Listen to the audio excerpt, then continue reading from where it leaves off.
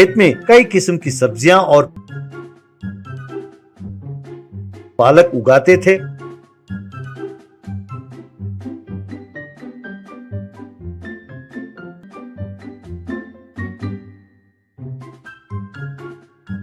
उनका बनाया हुआ पालक पराठा बहुत मशहूर था। इसके साथ साथ उनका बनाया हुआ मटन, चिकन और मछली की सब्जियां बहुत मशहूर थीं। बड़े बड़े लोग आकर वहां खाते थे।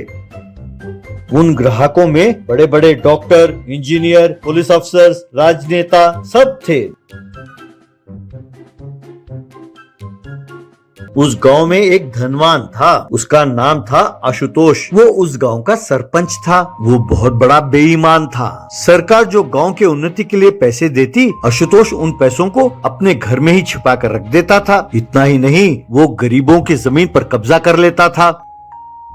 वो नकली कागजात दिखाकर गरीबों से और किसानों से उनकी जमीन छीन लेता था।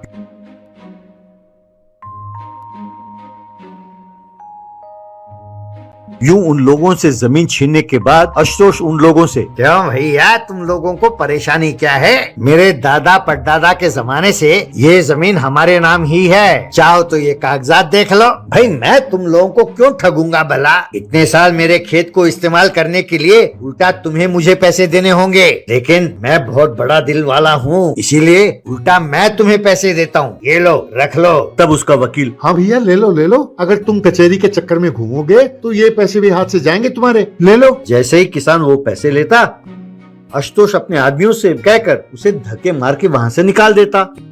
एक दिन आशुतोष की नजर कमलेश की ढाबा पर पड़ी। उसके मन में इच्छा पैदा हुई कि वो ढाबे को तोड़े। कुछ नकली कागजात बनवाकर आशुतोष वकील और अपने गुंडों के साथ वहां पहुंचा।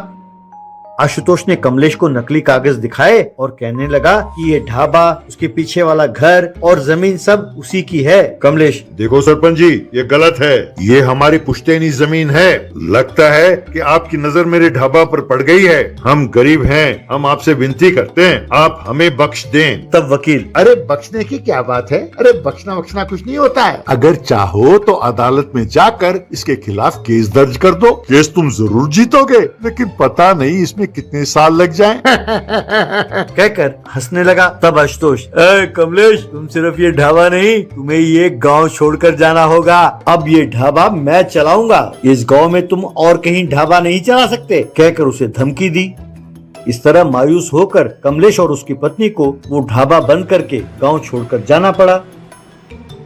इस तरह वो शहर पहुंचे और कचहरी के सामने एक ठेले पर पालक पराठा और पालक की सब्जी बनाकर बेचने लगे।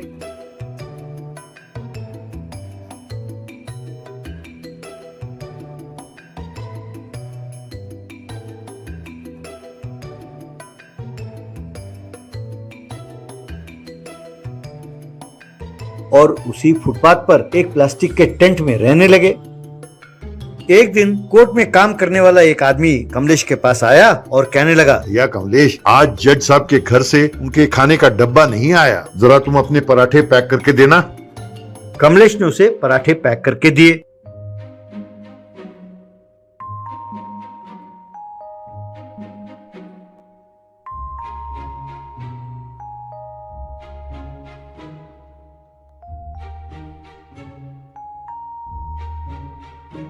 थोड़ी देर बाद वो व्यक्ति फिर लौटा और कहने लगा, कमलेश, जज साहब ने तुम्हारे पराठे खाए और पूछने लगे कि ये पराठे किसने बनाए, कहाँ है वो, उसको लेकर आओ। ये सुनकर कमलेश और उसकी पत्नी थर थर कांपने लगे। कमलेश, क्यों भाई, क्या हो गया? जज साहब को हमारे पराठे पसंद नहीं आए? तब वो व्यक्ति, पता नहीं क्या बात है, उन्होंने तुम्हें बुला भेजा है। इस तरह उन दोनों को लेकर वो आदमी जज के कमरे में ले गया।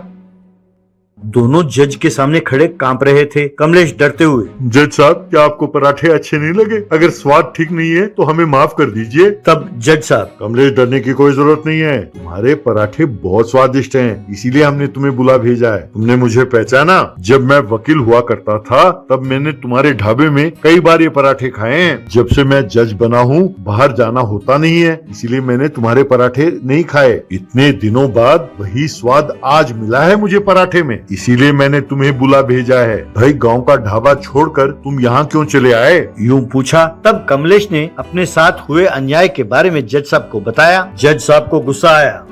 उन्होंने तुरंत आशुतोष को कचहरी में हाजिर होने के लिए कहा और उसके खिलाफ केस करके उसे जेल भेज दिया।